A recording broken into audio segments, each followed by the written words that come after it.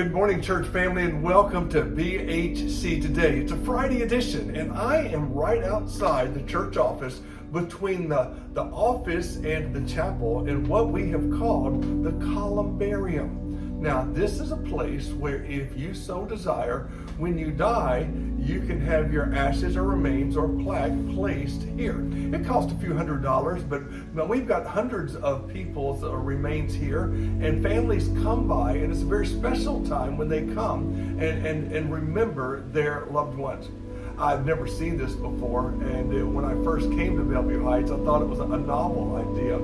But it's something that you might want to think about. Give us a call at the church office if you have more questions. But Lisa and I often have these morbid conversations. One time we often say, how do you want to die? And I might say, I want to die peacefully, or I want to die quickly. Or my favorite is, I just don't want it to hurt. Well, truth be told, we don't get to choose how we die, but our job is to be faithful until the day that we do die. But many people do struggle in life, and many people suffer badly, and many people suffer because of their faith in Jesus Christ. One of my favorite books of all time is called Fox's Book of Martyrs, and it describes those who suffered and died because of their faith in Christ from the time of Jesus up until modern days. Just last week at the Saturday service, a lady came up to me and she gave me this list, and I've seen it before, but it was a great reminder. The list is how the 12 disciples died. Sometimes we feel sorry for ourselves and we think about how tough we've got it, and you see how being a Christian is so hard today, and we're not applauded for our faith, and we're in the minority, and people don't believe in us anymore. But consider the disciples. Let me share this with you. Matthew, the one who was the tax collector who dropped his money, he was killed by a sword while going to Ethiopia to share the gospel. Mark died in Egypt after being dragged by horses through the streets until he was dead. Luke was hanged in Greece because he continued to preach the gospel of Jesus Christ. Peter was crucified upside down on an X-shaped cross. Why? Because he felt unworthy to die on a cross like Jesus.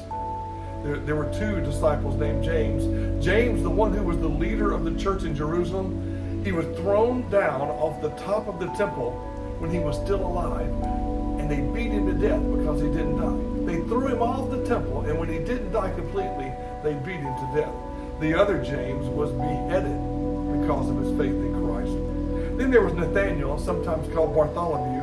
He became a missionary in Armenia, where he was persecuted and whipped until death. Andrew was also crucified in Greece, taking the gospel there. He too was crucified on an X-shaped cross. Then there was Thomas. Remember doubting Thomas? He went to India to share the gospel. He was stabbed to death by a spear because he was preaching the gospel. There was Jude. Jude was killed with arrows when he refused to recant his faith in Christ. Matthias was the apostle chosen to replace Judas Iscariot. He was stoned and then beheaded. And then John. The apostle John was the only disciple who did not die a martyr's death. But before you think he got off easy, listen to this. While he was in Rome, he was boiled in a basin of oil until death, but somehow he miraculously survived, though disfigured. Later, he left and was put in prison in Patmos, on the island of Patmos, where he wrote the book of Revelation.